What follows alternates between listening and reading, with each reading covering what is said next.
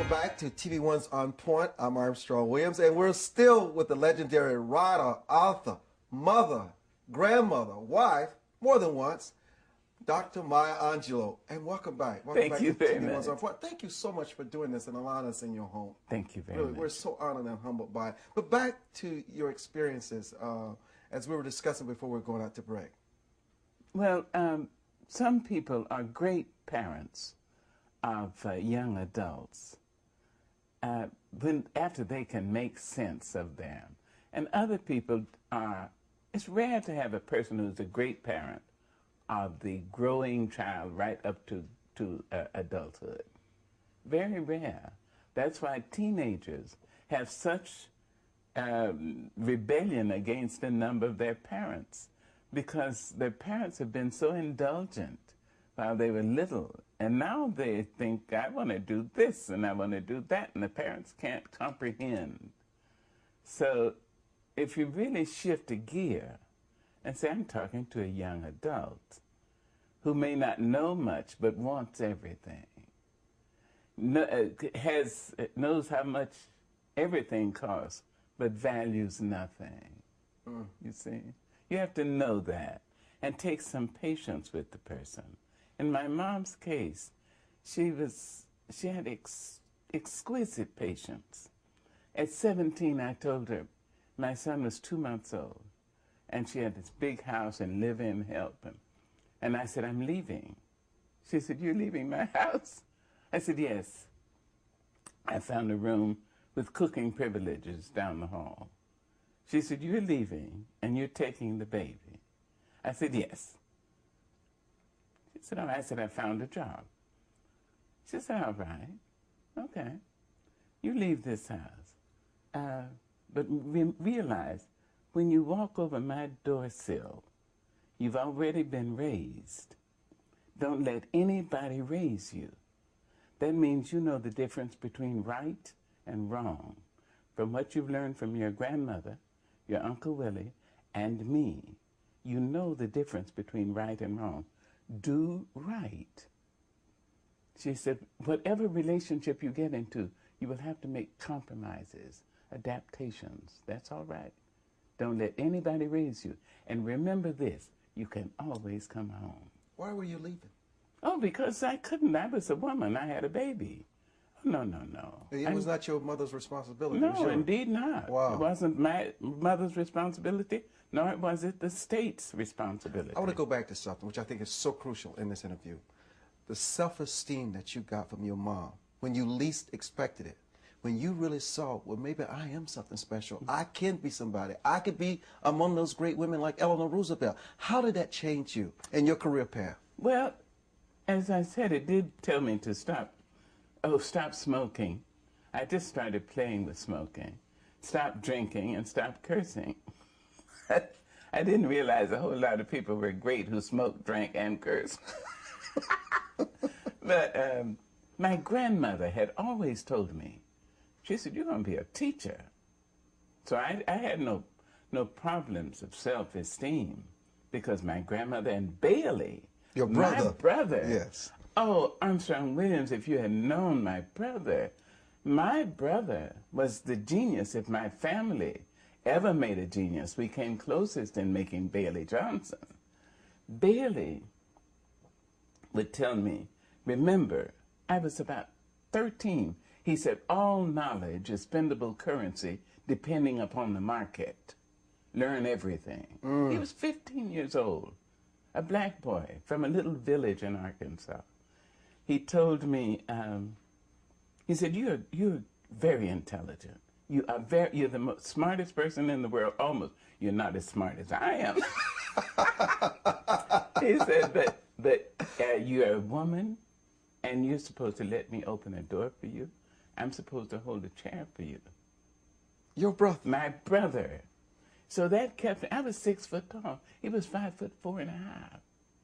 I want you to think about, I want to come back to something you talked about, the conversation about right and wrong. Yes. And the conversation about it was not your mother's responsibility after you had that baby. Bill Cosby was in the news much of this year, talking about personal responsibility and accountability. And you talk a lot about a black girl, a black boy. You place emphasis on this word black. And I'm sure there's something deep in terms of your descriptions. I don't want to get into that. But how does what Bill Cosby is saying today play into your own upbringing? And what responsibility it is for the so-called black community to resolve many of the issues and the crises that we face today? Yeah. Well, I was asked by the media, what did I think of what Bill Cosby said? And I said, I rarely answer a question with a question. But in this case, I must. And my answer is, did he lie? Did he? No, he didn't lie. He may have been, maybe he could have been more tactful, but he didn't lie. We have always been a responsible people, always, from slavery on. And in the last 20 years, we've lost a sense of self, and we've lost an ability to teach our children a sense of self. You did it, you pay for it. That's it. We used to have a phrase into the 60s, every tub sits on its own bottom. I remember that. Yes, sir, rebound. And now all of a sudden we want everybody else to sit on somebody else's bottom. What is that? How can you hold yourself, how can you say, I want to do this, I want to make a change, I want my life to mean something. I don't want to just live and die upon this earth and live nothing but despair and revulsion. No, this is my one chance to be me. My one chance. You see? No, I feel it.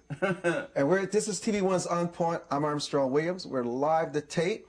And the beautiful home of Dr. Maya Angelou, poet, author, writer, screenwriter, actress, dancer, publisher. She has a new book out. We're going to talk about her books. I mean, she has been on the New York Times bestsellers list. She's sold books all over the world.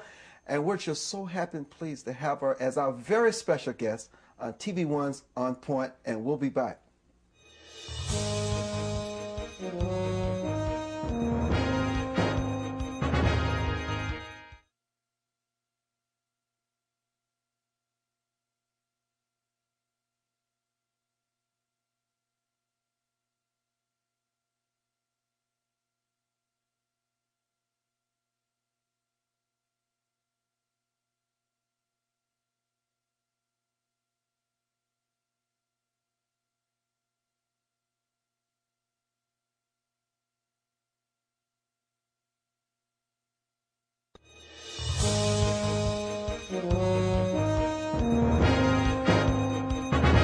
To TV1's On Point. I'm Armstrong Williams. We're live to tape in Winston-Salem, North Carolina, with our very distinguished guest, a distinguished professor here at Wake Forest University in Winston-Salem, North Carolina, the Honorable Dr. Maya Angelou.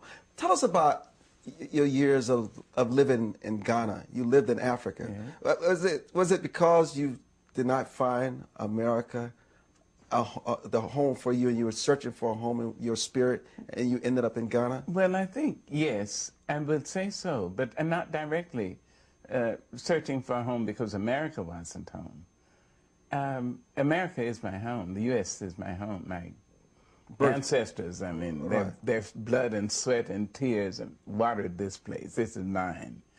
But I think every human being is in search of home.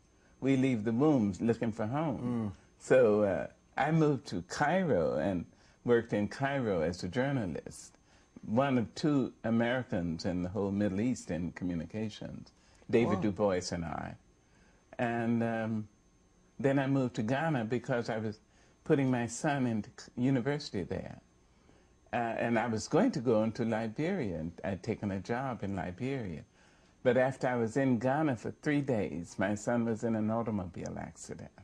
His neck was broken, and that meant I stayed in Ghana. He recovered, thank God.